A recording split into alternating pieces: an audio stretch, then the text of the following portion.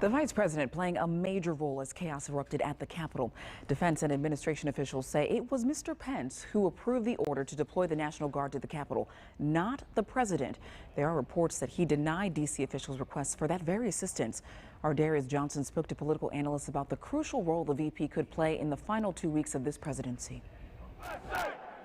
Chilling images captured inside the solemn halls of the United States Capitol as it was breached for the first time since 1864, this time by pro-Trump supporters. The Capitol raided and ransacked until the arrival of the National Guard, thanks to Vice President Mike Pence. I never second-guessed his loyalty to the Constitution, and he proved it again yesterday. Vice President Pence showed that he puts principle over politics and party. And I think it shows that he has a lot of longevity left in his political future. This after the president made no public appearance except for on social media, creating a critical moment for the VP. That certification process is critical. It's necessary going forward for the country.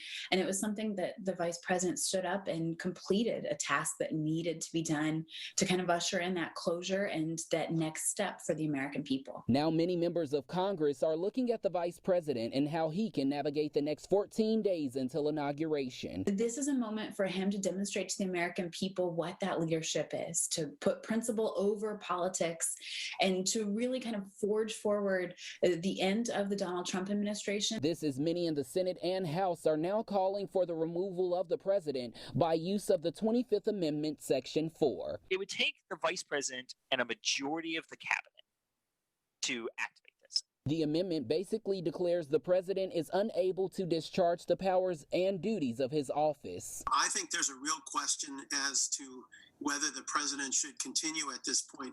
He is responsible for an insurrection against the Capitol of the United States.